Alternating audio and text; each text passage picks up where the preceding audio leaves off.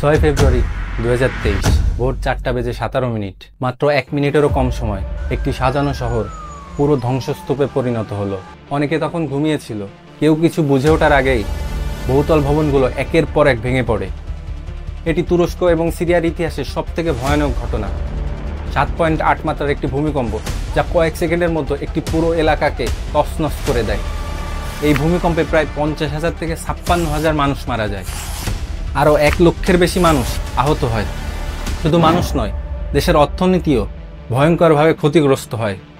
তুরস্কের অর্থনৈতিক প্রায় $34 বিলিয়ন এবং সিরিয়ার আরও প্রায় $5 বিলিয়ন ওপর ক্ষয়ক্ষতি হয়।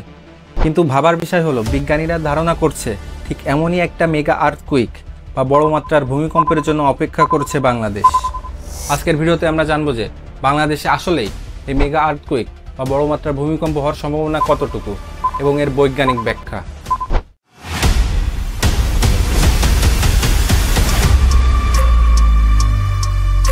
আসসালামু আলাইকুম বন্ধুরা, আমি শাহরিয়ার ইমতিয়াজ, সবাইকে স্বাগতম। চলুন প্রথমে আমরা বাংলাদেশের ভূমিকম্পের ইতিহাস ও এর ভৌগোলিক অবস্থান সম্পর্কে জানি। ইতিহাস ঘাটলে দেখা যায় বাংলাদেশ বা দক্ষিণ এশিয়ার এই অঞ্চল ভূমিকম্পের জন্য নতুন নয়।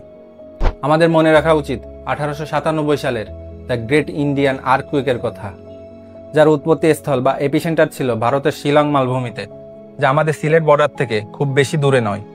রিক্টার স্কেলে এর মাত্রা ছিল 8.7। ভাবতে পারেন 8.7। এরপর 1885 সালের বেঙ্গল আর্থকুইক এবং 1998 সালের শ্রীমঙ্গল ভূমিকম্প। এই সবকটি প্রমাণ করে যে আমরা একটি অত্যন্ত সক্রিয় সিসমিক জোনে বসবাস করছি। কিন্তু কেন বাংলাদেশ এত ঝুঁকিপূর্ণ? আপনাদের একটু সহজ ভাষায় এই ভূগোলের বিষয়টা একটু বুঝিয়ে বলি।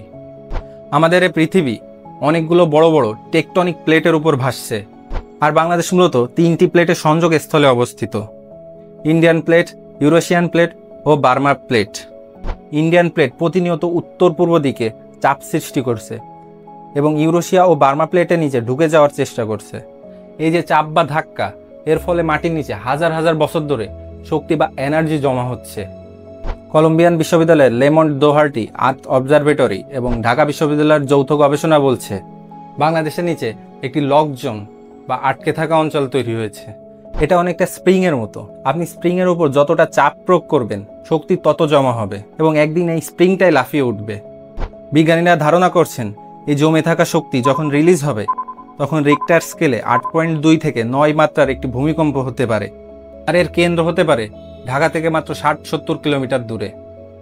ভূমিকম্প হওয়াটা প্রাকৃতিক, কিন্তু মৃত্যুটা কি প্রাকৃতিক নাকি আমাদের তৈরি? ঢাকা সহ আমাদের বিভিন্ন শহরের ঝুঁকিটা ভূমিকম্পের চেয়ে বেশি আমাদের অপরিকল্পিত নগরায়ন বা আনপ্ল্যান্ড অরবানাইজেশনের কারণে। এখানে 3টি প্রধান সমস্যা কাজ করছে। প্রথম সমস্যা, কোনো বিল্ডিং কোড না মানা। আপনাদের কি রানা প্লাজার কথা মনে আছে, যেটি কোনো ভূমিকম্প ছাড়াই ধসে পড়েছিল? ঢাকার অধিকাংশ ভবন Bangladesh national building code BNBC মেনে তৈরি হয়নি। বুয়েটের এক গবেষণায় বলা হয়েছে ঢাকায় মাত্র 7 মাত্রার ভূমিকম্প হলে প্রায় 72,000 ভবন তাৎক্ষণিকভাবে ধসে পড়তে পারে। দ্বিতীয় সমস্যা, সরু রাস্তা। পুরন ঢাকা বা অনেক নতুন এলাকাতেও রাস্তা এত সরু যে দুর্যোগের সময় ফায়ার সার্ভিসের গাড়ি বা অ্যাম্বুলেন্স ঢোকার জায়গাটাও পাবে না। তৃতীয় সমস্যা, লিকুইফ্যাকশন বা মাটি তরল হয়ে যাওয়া। এটাই সব থেকে ভয়ের। ঢাকা শহরের অনেক অংশ জলাশয় ভরাট করে তৈরি। ভূমিকম্পের সময় এই নরম মাটি পানির মতো আচরণ করে, যাকে সয়েল লিকুইফ্যাকশন বলে। এর ফলে ভবনগুলো মাটির নিচে ডেবে যেতে পারে বা হেলে যেতে পারে। এখন প্রশ্ন হলো, আমরা কি প্রস্তুত? জাপান বা চিলিতে 9 মাত্রার ভূমিকম্প হলেও খুবই কম মানুষ মারা যায়, কারণ তাদের প্রস্তুতি। তাদের বিল্ডিংগুলো নড়াচড়া করতে পারে কিন্তু ভাঙে না। এখন আমাদের সরকারেরও উচিত আসন্ন ক্ষতির কথা চিন্তা করে বিভিন্ন মহড়া বা ড্রিল করা এবং শহরে যে সকল বিল্ডিং ভূমিকম্পে ঝুঁকিপূর্ণ সে সকল বিল্ডিং চিহ্নিত করা এবং সেই অঞ্চলে আগে থেকে ব্যাকআপ সিস্টেম তৈরি করা। বন্ধুরা, ভূমিকম্প কবে হবে এটা কেউ বলতে পারে না। হতে পারে কাল, হতে পারে 10 বছর পর। কিন্তু প্রকৃতি যখন আঘাত হানবে, তখন আমাদের হাতে ভাবার সময়টুকুও থাকবে না। আমাদের হাতে সময় হয়তো খুবই কম। এই সময়টাকে কাজে লাগিয়ে আমরা যদি বিল্ডিং কোড মেনে চলি, জলাশয় ভরাট বন্ধ করি এবং নিজেরা সচেতন হই, তবে হয়তো তুরস্কের মতো দৃশ্য আমাদেরকে আর দেখতে হবে না। ভিডিওটিকে ইনফরমেটিভ মনে হলে একটি লাইক দিন এবং চ্যানেলটিকে সাবস্ক্রাইব করুন এবং ভিডিওটি আপনার পরিবার এবং বন্ধুদের সাথে শেয়ার করুন, কারণ সচেতনতাই আমাদের সবথেকে বড় হাতিয়ার। দেখা হচ্ছে পরের ভিডিওতে। সবাইকে ধন্যবাদ।